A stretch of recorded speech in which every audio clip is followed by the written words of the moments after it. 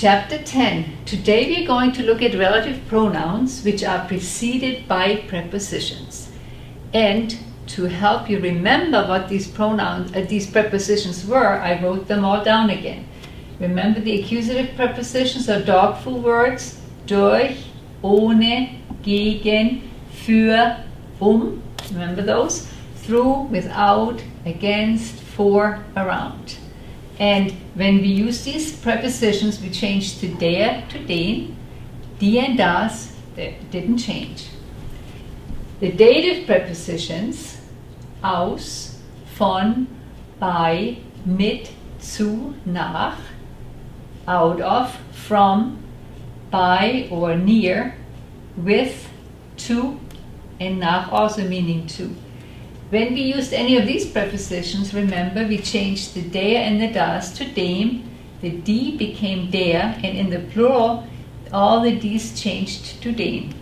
And then we had a third group, the two-way prepositions. When we asked the question, where is something located, they used dative afterwards. When we asked, where are we moving something to, then we used the accusative. All right. And they are an, hinter, neben, über, unter, zwischen, auf.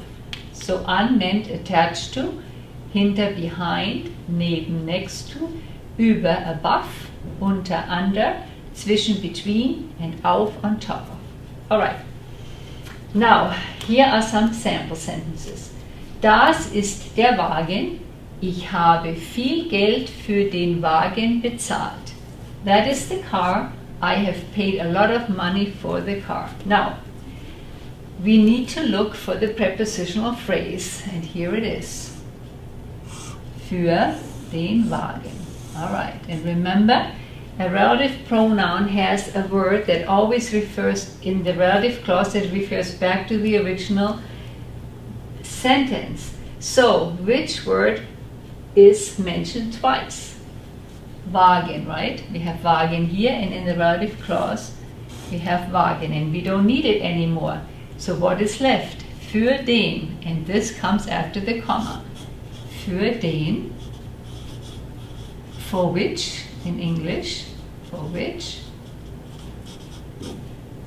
ich viel Geld